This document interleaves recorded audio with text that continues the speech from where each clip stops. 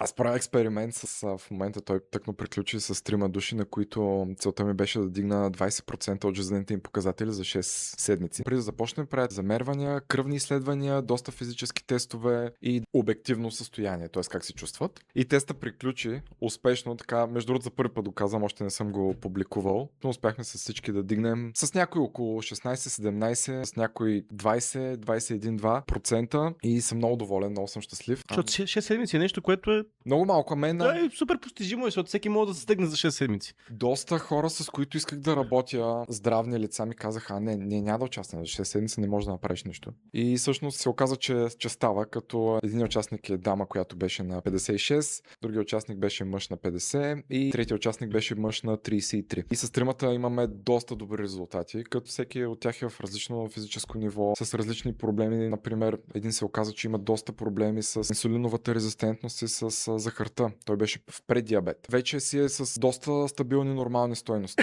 Другият човек нямаше почти никаква мускулна маса, никога през живота си не беше тренирал, въобще не се чувстваше добре от това. И с него имаме много добри резултати, нали, то сега мускули не може да направиш за 6 седмици, но поставихме страхотни основи.